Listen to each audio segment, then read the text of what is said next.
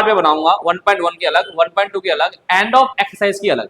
ये तो अलग अलग वीडियो हो गया। लेकिन अभी मैंने कल एक लाइव करा था, इस पूरे चैप्टर का इंट्रोडक्शन, ठीक है, एक्स्ट्रा क्वेश्चन, कॉन्सेप्ट और एनसीईआरटी, ये सब मैंने उस लाइव में करवाया है। तो अब देर नहीं करना है, इस वीडियो को देखने के बाद तुरंत आपको क्या करना है, उस लाइव वाली वीडियो को देखना है। डिस्क्रिप्शन में लिंक डाल दिया है, आप जरूर जाइए और उस लिंक को ओपन करें और अपना चैप्टर 1 पूरा वन शॉट कंप्लीट, 1.5 घंटे में आपका पूरा चैप्टर हो जाएगा। ठीक है, कॉन्सेप्ट से लेके एक्स्ट्रा क्वेश्चन तक, एनसीईआरटी तक। ओके,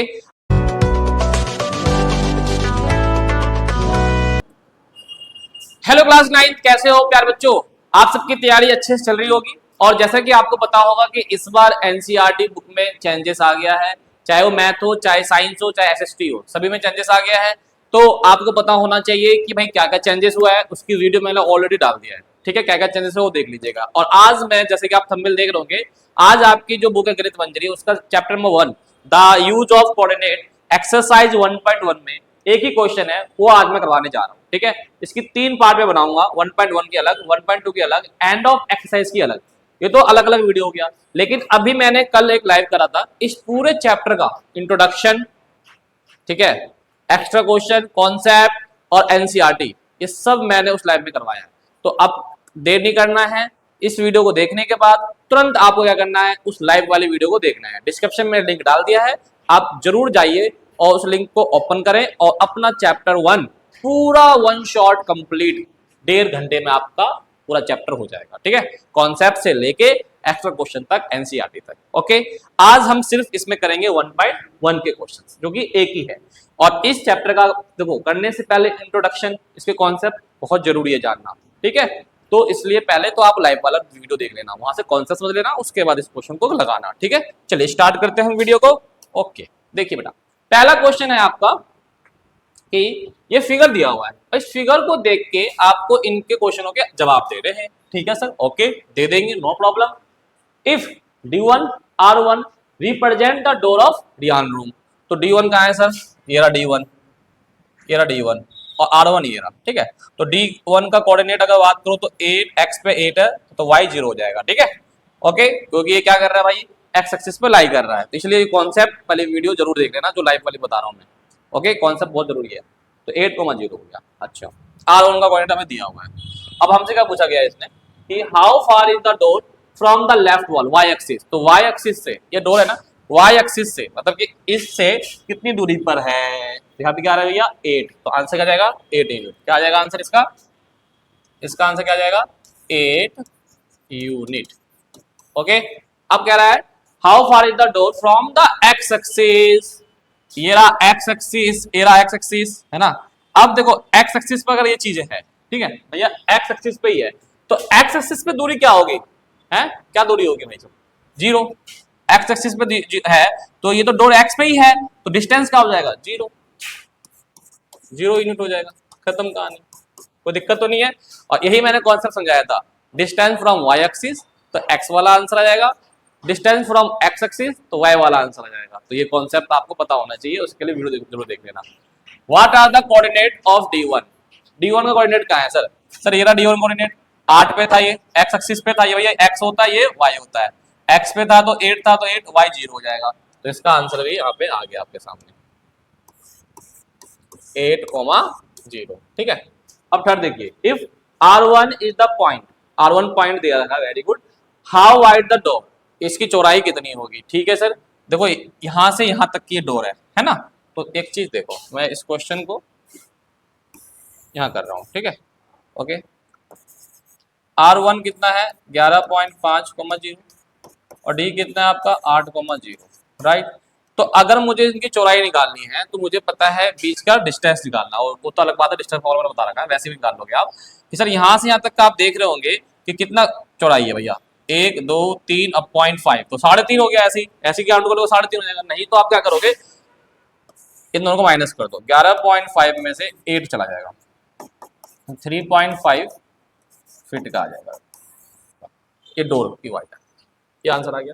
फिर बोला क्या गया इस पे कि बताओ do you think is the comfortable with the room door. बिल्कुल सही बात है भाई, कंफर्टेबल है। 3.5 फुट से बड़ा कौन सा रूम डोर होता है, कौन सा आपके मकान के बाहर का मेन गेट है जो 10-10 फीट हम चौड़ा बनाए, नहीं, 3.5-3 फुट का सफिशिएंट होता है, ठीक है।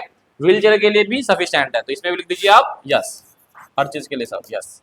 इफ B1 आपको दिया हुआ है बेटा, B1 दिया हुआ 0,1.5 और B2 दिया हुआ है 0,4, represent the end of bathroom door, end of the bathroom door. अच्छा जी, ये बाथरूम डोर का रिप्रेजेंट दे रखा है।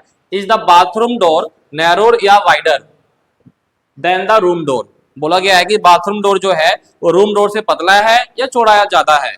तो देखो सबसे पहले क्या करेंगे, जो इसका बाथरूम डोर है, ये बाथरूम डोर दिया हुआ है, इनका चौड़ाई निकालो पहले, तो डिस्टेंस क्या आएगा इसका। तो देखो 0 तो 0 हटाई दो, 1.5 और 4 पॉइंट, तो B1 0,1.5, B2 0,4, इनका 4 माइनस 1.5 तो कितना आ गया 3.5, कितना आ गया भाई साहब 3.5 फीट, 3.5 2.5 फीट, ओके ठीक है।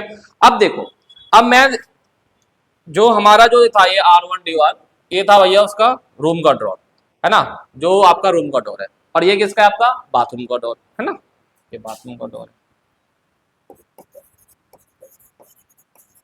बाथरूम डोर हो गया, और ये रूम डोर हो गया,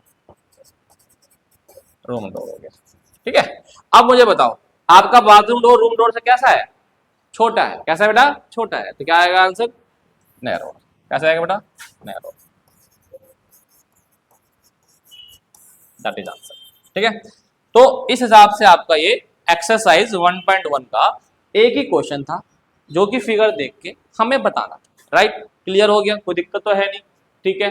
अब मेन चीज क्या है कि सर इसके आगे के एक्सरसाइज जो है ना, वो जब भी आप आएगा जब आपको इस चैप्टर का पूरा बेसिक कॉन्सेप्ट पता हो, जिसको हम इंट्रोडक्शन कहते हैं। तो अब आपको क्या करना है, इंट्रोडक्शन पहले समझना है ना, उसके लिए मैंने लिंक डाल दिया है नीचे, आप जाइएगा, इंट्रोडक्शन समझिएगा, और उसी में बहुत सारे क्वेश्चन भी मैंने करवाया, बहुत सारे कॉन्सेप्ट भी समझाया है, एक एक चीज समझाया है कि जो आपके एग्जाम में जरूर आएगा, 110% आएगा।